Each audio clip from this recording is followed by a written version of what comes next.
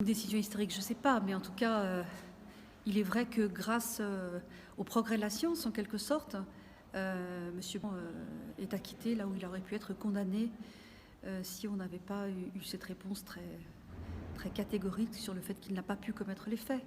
Donc c'est une étape importante, je pense, pour un certain nombre de dossiers, effectivement, qui doivent être revus peut-être à la lumière de ces nouvelles données médicales.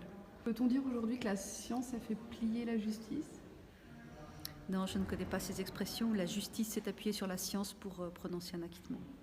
Et est-ce que ces données nouvelles, effectivement, peuvent remettre en cause ou remettre en lumière certains procès déjà jugés? Je l'ignore puisque je ne connais pas ces procès. Ce que je sais, c'est que l'avis de la Haute Autorité de Santé qui a été publié en juillet 2017, donc c'est tout récent, a profondément fait évoluer les choses par rapport à ses précédents avis.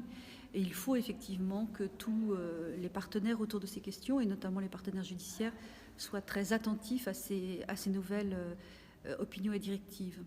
Donc ce sont des informations utiles qui peuvent éclairer un certain nombre d'expertises judiciaires en cours. Ça prouve que tous les mondes doivent s'ouvrir, les experts doivent continuellement accentuer leur formation, ça doit nous rendre modestes les uns et les autres et faire que la justice s'ouvre au monde et que le monde puisse expliquer à la justice un certain nombre de choses. Voilà, il faut être modeste et toujours dans la recherche de la vérité, toutes les vérités.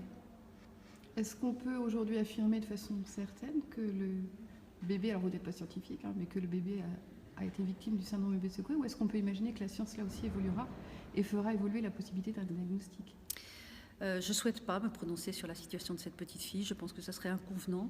Ce qui est certain, c'est qu'il y a des controverses autour de la notion du syndrome du bébé secoué. Beaucoup de recherches internationales.